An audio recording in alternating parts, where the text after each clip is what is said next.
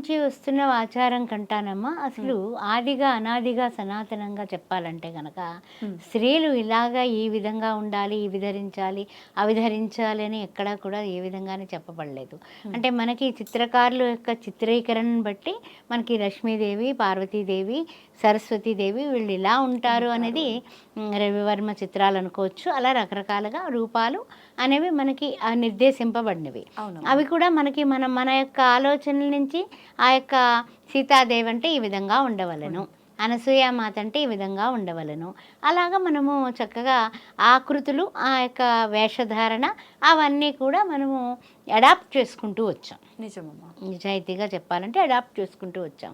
అలాగే ఆంగ్లేయులు వచ్చి పరిపాలించినప్పుడు గుడ్డు గుడ్డు గుడ్డు అంటే వాళ్ళు ఆ గుడ్డు ఏంటో గుడ్డు అనుకుని మనం కూడా వెరీ గుడ్ అంటాం నేర్చుకున్నట్టుగా అడాప్ట్ చేసుకున్నాం. అంత క్రితం అందరూ కూడా భగవంతుడు ఇచ్చిన పిల్లలండి అనేవాళ్ళు.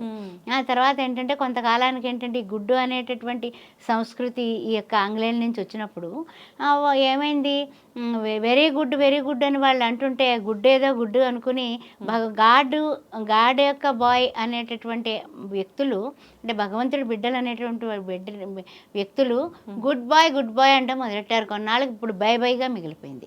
గుడ్డు లేదు, గాడు లేదు, ఏది లేదు. అలాగా అంటే మనం రకరకాలుగా మారుతూ వచ్చాం. ఇప్పుడు ఏంటంటే ఆ స్థితి నుంచి